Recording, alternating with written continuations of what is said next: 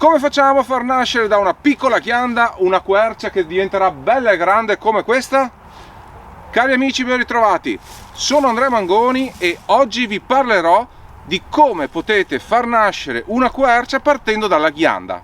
Ma prima, se vi piacciono gli argomenti che tratto, lasciate un like al video, iscrivetevi al canale e attivate la campanella delle notifiche. Questa quercia è una roverella.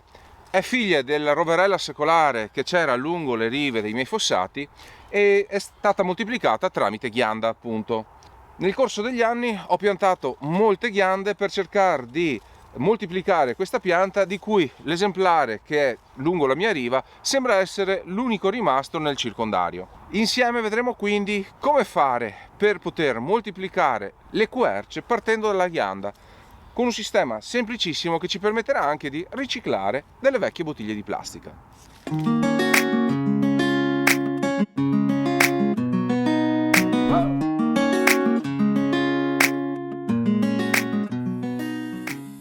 Le querce sono alberi veramente stupendi. Che si tratti di rovere o leccio, di sughero o di roverella, piuttosto che di cerro, le specie di quercia autoctone del nostro territorio sono tutte piante preziosissime per il nostro habitat, perché ospitano un'infinità di specie animali. Sono però piante che non si riproducono per talea e che hanno lunghi tempi di accrescimento. Quindi, se vogliamo una quercia, la cosa migliore è armarsi di pazienza e partire dal seme, ovvero sia dalla ghianda. Ed ecco qui le protagoniste del nostro video. Ho raccolto alcune ghiande di leccio. Ora andremo a fare un brevissimo test per capire se sono buone da semina oppure no. Però prima controlliamo. Dobbiamo cercare di vedere se le ghiande presentano o meno un minuscolo foro. Il foro presente sulle ghiande, infatti, rappresenterebbe il foro di uscita della larva del balanino della quercia, che è una specie di coleottero curculionide, lontano parente dello ziorrinco. Verificato che non ci sono fori, andiamo a fare il test dell'acqua sulle nostre ghiande. Prendiamo un contenitore con dell'acqua e ci mettiamo le ghiande. Le lasciamo a bagno per 10 minuti. In questi 10 minuti noteremo subito se le ghiande cominciano a galleggiare verso la superficie o se rimangono sul fondo. Le ghiande che rimangono sul fondo sono buone e possono essere seminate. Quelle che invece galleggiano in superficie vanno scartate ed eliminate. Sono passati 10 minuti e nessuna delle nostre ghiande è salita in superficie, quindi vuol dire che le possiamo piantare senza problemi.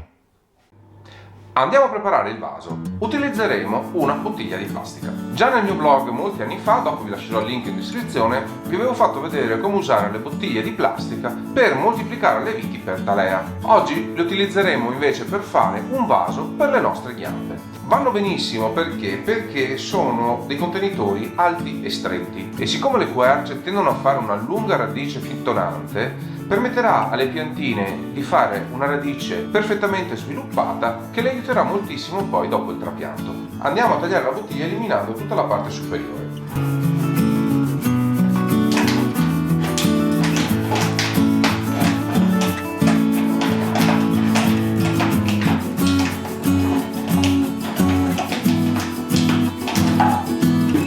Ora andiamo a fare i fori per il drenaggio.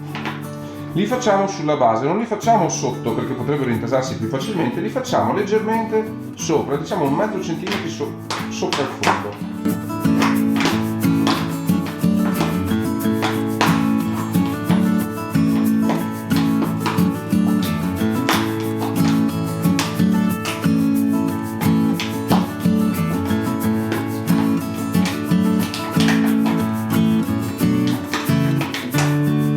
Ripristiniamo la forma della bottiglia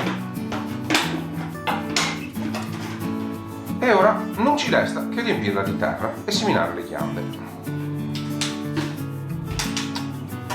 Ecco qui, questa è una bottiglia già preparata. Che terriccio usare? Io cerco di riempire quasi tutta la bottiglia con terriccio proveniente dalla zona in cui poi andrò a trapiantare le piante quando sarà il momento. In questa maniera le piante avranno le radici già abituate alla tipologia e alla morfologia di terreno che poi troveranno quando saranno messi in natura. La parte superiore invece la copro con terriccio da giardino perché in questa maniera posso piantare la ghianda più facilmente.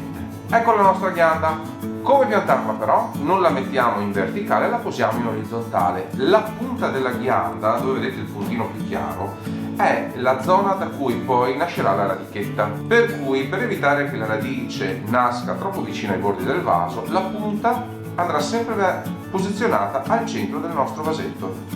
Facciamo leggermente sprofondare la nostra ghianda e la seppelliamo con la terra. Ora andiamo a versare un bicchiere d'acqua. Lo facciamo lentamente, la ghianda non deve emergere in superficie, facciamo in modo che l'acqua penetri bene su tutta la bottiglia. In questo modo il terreno si bagnerà tutto uniformemente. L'acqua in eccesso, come vedete, sta uscendo dai fori di drenaggio. Una volta che il terreno si è ben inumidito, copriamo la bottiglia con un sacchettino di plastica e lo fissiamo con un elastico. In questa maniera limiteremo l'evaporazione dell'acqua e manterremo un microclima umido. Dove posizioniamo i nostri vasi? Andremo a metterli in una posizione riparata, come per esempio un sottoportico, esposto però a nord, non devono prendere la luce diretta del sole. Li lasceremo fuori tutto l'inverno e in primavera le nostre ghiande potranno così germogliare. Ecco come si presentano due belle piantine di roverella nate con questo sistema da ghiande seminate lo scorso autunno. Come vedete sono due belle piantine, sono cresciute piuttosto bene. Le ghiande venivano da un'antica pianta di roverella che cresce lungo le rive dei miei fossati e oggi andremo anche a trapiantarle lungo la riva di un altro fosso. Armiamoci quindi di vanga e andiamo a piantare i nostri alberelli.